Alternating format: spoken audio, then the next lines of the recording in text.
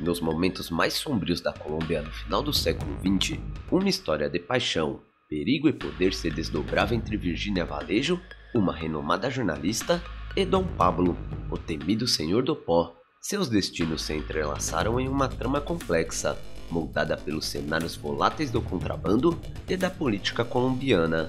Virginia, mulher de inteligência afiada e intrépida, encontrou-se no epicentro de um furacão de eventos ao se envolver com o carismático, mas impiedoso Dom Pablo. Seu relacionamento, inicialmente marcado por uma paixão arrebatadora, rapidamente evoluiu para um jogo perigoso, onde os limites entre o amor e o perigo tornaram-se cada vez mais tênues. Enquanto Pablo consolidava seu império no submundo, Virginia se via presa em um mundo de intrigas e conspirações, onde as linhas entre o jornalismo e o envolvimento pessoal se desfaziam. A relação entre eles tornou-se um ponto focal, não apenas pela intensidade de seus sentimentos, mas também pelas ramificações políticas e sociais que reverberiam por décadas. Na narrativa de hoje, adentraremos nos bastidores tumultuados da relação entre Virginia Vallejo e Dom Pablo, onde a paixão colide com o perigo e as escolhas moldam o curso de vidas destinadas a se tornarem parte indelável da história colombiana contemporânea. Saudações guerreiros e guerreiras, sejam todos muito bem-vindos ao canal. Hoje eu vou trazer para vocês um pouco mais da história da Virginia Vallejo e todo o rolo que ela teve com Dom Pablo e também o que aconteceu com ela desde então. Eu espero que vocês curtam o episódio e se vocês gostam desse tipo de conteúdo já solta o dedo no like, se você não é inscrito já se inscreve e ativa o sino e também considera deixar um valeuzinho que a partir de R$1 você já consegue estar contribuindo aqui com o canal. Eu conto muito com o apoio de vocês e é isso aí família, bora pro vídeo!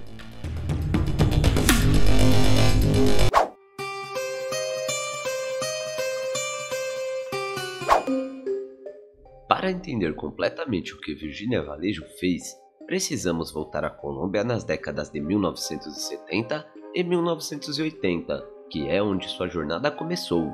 Não considerá-la seriamente como uma estrela local sortuda, cujo sucesso se devia apenas à sua boa aparência, seria simplificar demais. Na verdade, algumas pessoas afirmam que a orientação de Pablo a ajudou, mas é importante lembrar que Pablo já era muito conhecido quando se conheceram, pois ele assumiu o negócio do contrabando de pó no início da década de 1980 e posteriormente foi incluído na lista da Forbes em 1987. Virginia, por outro lado, era a jornalista mais respeitada em seu país e vinha de uma família respeitável com boas conexões que Pablo, apesar de sua riqueza e conexões, jamais conseguiu acessar. Ela nasceu em uma fazenda particular em 26 de agosto, filha de um grande empresário chamado Juan Vallejo Jaramillo e de sua esposa Mari Garcia Rivera.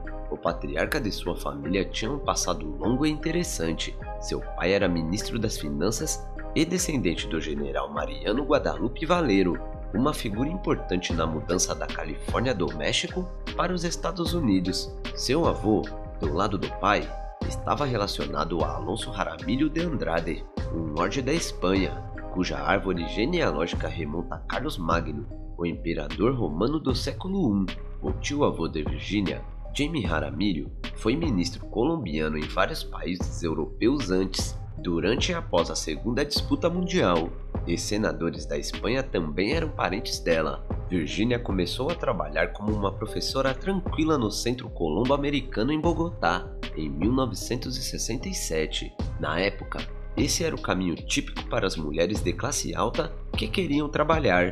Finalmente, ela recusou-se a se casar, no entanto, mais para mostrar que tinha uma tendência rebelde. Finalmente, ela acabou se casando com um rico viúvo colombiano, quando tinha apenas 30 anos. Separaram-se 2 anos depois, em 1971, e em 1972, ela recebeu uma oferta de emprego. Esse foi o início do seu trabalho como jornalista. Em 1982, pouco antes da primeira reunião dos últimos meses do ano, Pablo e o governo colombiano entraram em disputa. El Patrón entrou na política no início daquele ano e conquistou um lugar no Congresso. No entanto, o ministro da Justiça, Rodrigo Lara Bonilla, o fez renunciar do cargo após descobrir seu envolvimento no contrabando. Dom Pablo travou 2 frentes de disputa contra o governo. Na primeira frente, por estar tão irritado, Ele acabou com o ministro da Justiça e com qualquer pessoa que cruzasse seu caminho. Na segunda frente, no entanto, o estrago já estava feito. Muitas pessoas na Colômbia já o consideravam um cara ruim. Pablo precisava de alguém que não estivesse ligado ao submundo ou à política para ajudá-lo a conquistar pessoas. Eles precisavam de alguém em quem pudessem confiar e amar, e Virginia Vallejo era a pessoa certa. A maneira exata como Pablo conheceu Virginia não está muito clara, mas ela já era conhecida o suficiente em 1982 para que Pablo soubesse quem ela era. Alguns relatos dizem que Pablo viu Virginia exibindo suas pernas em um famoso anúncio de meia calça e disse a seus homens: "Eu quero essa mulher." Após alguns dias eles foram se encontrando e ela decidiu entrar no jogo. Posteriormente, ela também faria a famosa entrevista com ele no ano de 1983. É muito provável que Pablo tivesse metas ocultas desde o início. Eu acredito sinceramente que seu principal objetivo nem era namorar Virginia, e sim só ter um lance rápido. No entanto, eles acabaram se gostando muito e ficaram por um tempo um com o outro. Além do Pablo também ter sacado que a Virginia poderia fazer um bom papel de relações públicas entre ele e o povo colombiano. Esse movimento bem pensado de Pablo deu certo. A conversa deles em 1983 nos bairros pobres de Medellín, onde ele cresceu, mostrou como ele havia ajudado os pobres. Ao mesmo tempo, ele respondeu todas as perguntas de Virginia Vallejo sobre sua vida pessoal. Isso o fez parecer mais como uma pessoa real, em nítido contraste com a elite política corrupta que roubava dinheiro do Estado sem devolvê-lo ao povo. As pessoas realmente gostavam de Pablo. Como resultado, a mídia começou a chamá-lo de Robin Hood de Medellín, e as pessoas ficavam cada vez mais loucas por ele. Por causa disso, Pablo venceu uma grande batalha em sua disputa contínua contra o governo. Aqui é onde a história deveria ter terminado, mas era apenas o começo. O que começou como uma reunião de negócios entre Pablo e Virginia rapidamente se transformou em um quente relacionamento. Virginia não apenas se tornou amante de Pablo, mas também uma pessoa com quem ele podia conversar sobre qualquer coisa. Ele compartilhava com ela muitas informações que poucas pessoas do seu círculo íntimo sabiam. Mas como Virginia conquistou o coração de Pablo? Essa é uma grande pergunta que precisa ser respondida. Na época, famílias respeitáveis na Colômbia não queriam que seus filhos se tornassem apresentadores de TV. Embora a família de Virginia não quisesse que ela seguisse esse caminho, ela o fez mesmo assim e aceitou o trabalho. Naquela época, não havia muita concorrência porque a Colômbia tinha apenas 3 emissoras de TV e a maioria delas era de propriedade do governo. Virginia agarrou a oportunidade e deu o seu melhor. Ela se tornou apresentadora em uma emissora enquanto treinava para ser âncora de notícias em outra. Ela passou de simples iniciante para conhecer presidentes e outras pessoas famosas. Em apenas algumas semanas, Virginia apareceu em muitos programas de TV, incluindo programas de culinária, musicais, concursos infantis e, finalmente, noticiários. E foi quando ela estava encarregada das notícias que ela se tornou a queridinha da Colômbia. É importante lembrar que os repórteres de notícias eram muito valorizados naquela época. Como não havia muitas pessoas com as habilidades certas para ocupar o assento de TV, Virginia tentou se estabelecer novamente em dezembro de 1979, quando se casou com David Stivel, um famoso diretor de TV, cinema e teatro argentino. Ela estava trabalhando como repórter havia 7 anos. Seu casamento teve muitos problemas e em 1981 eles decidiram se separar. Nos 2 anos seguintes, passaram por uma separação longa e difícil. Apesar disso, Virginia permaneceu focada em seu trabalho durante esse período. No mesmo ano, ela iniciou sua própria empresa de produção de TV chamada TV Impactor. O governo de Israel então a convidou para participar de um programa especial sobre a Terra Santa. Ela também foi a única repórter colombiana enviada a Londres em julho de 1981 para cobrir o casamento do príncipe Charles. Foi nesse período que Pablo começou a vê-la no famoso anúncio de meia calça, despertando o interesse dele por ela. Para responder à pergunta como Vallejo conquistou o coração de Pablo, fica claro que ela era alguém que ia contra o que sua família queria e estava disposta a fazer qualquer coisa para ser a melhor no que fazia. inclusive namorar e esconder o fato de estar envolvida com o maior capo de capos de toda a Colômbia da época. Isso pode significar que Pablo tenha visto uma imagem de si mesma em Virgínia, mesmo que fosse apenas um breve reflexo. Ela teve um caso com esse conhecido senhor do pó que mudou toda a sua vida. Eles se tornaram muito próximos após a entrevista controversa que foi montada por Virgínia Valejo para parecer propaganda. Virgínia ficou encantada com Pablo, conhecido por ser um líder natural, charmoso e engraçado. Mas o que realmente a atraiu foi a gentileza dele com o povo colombiano, segundo ela.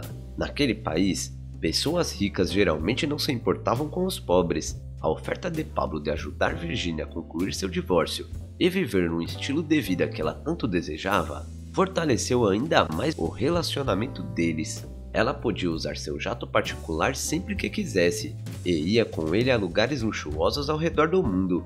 Ir às compras tornou-se normal e, o mais importante, Pablo sempre liberava toda a plata necessária.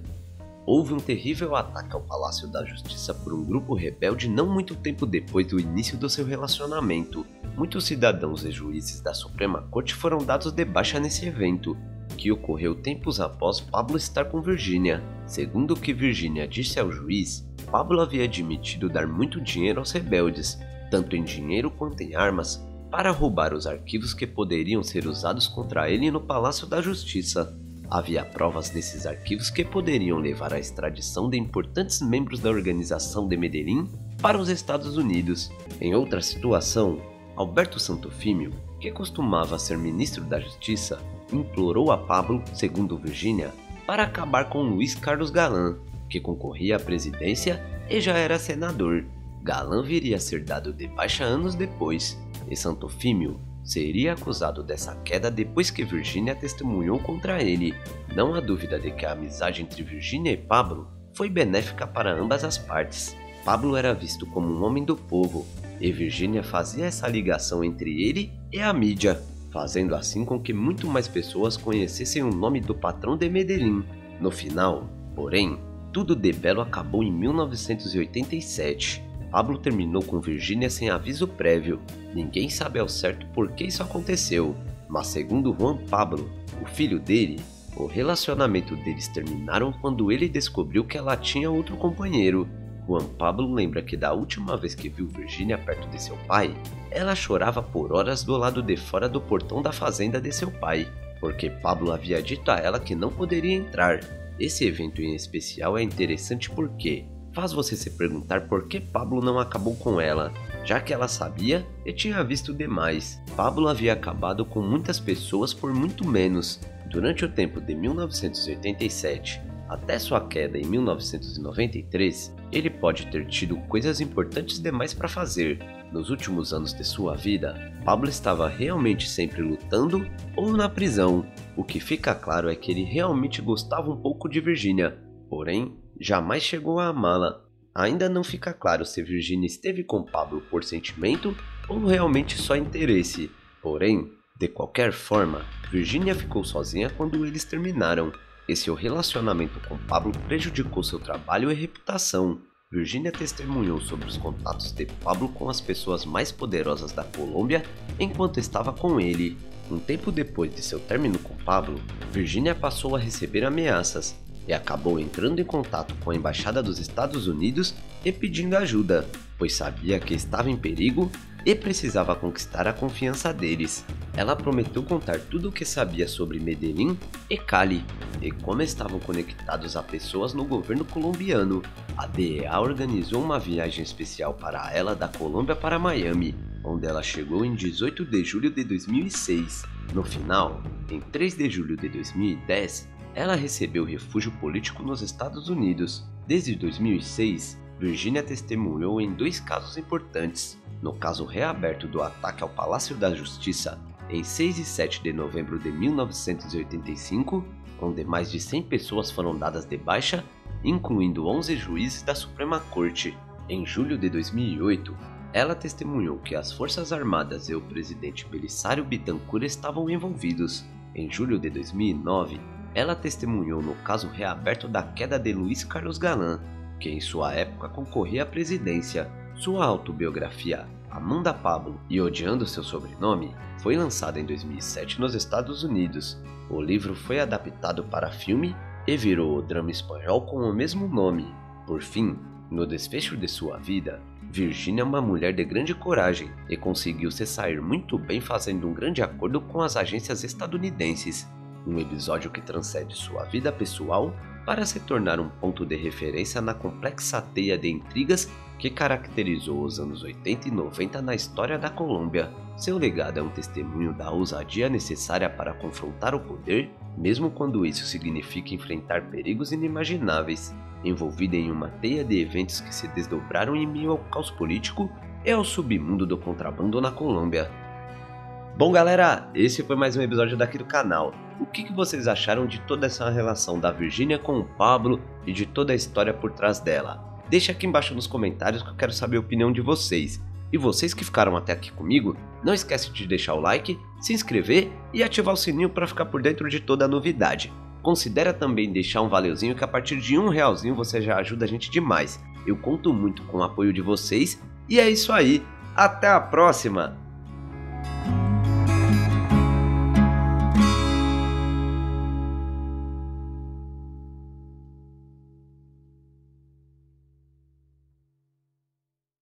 Salve família! Se você acompanha e gosta do meu trabalho, eu preciso muito da ajuda de vocês. Dá um pulo lá no Apoia-se e se torne um de nossos investigadores daqui do canal. E para os apoiadores do canal, vão ter diversos brindes para vocês, meus amigos. Então se você quer que esse conteúdo continue rolando, dá um pulo lá no Apoia-se e se torne um de nossos investigadores daqui do canal. Valeu família!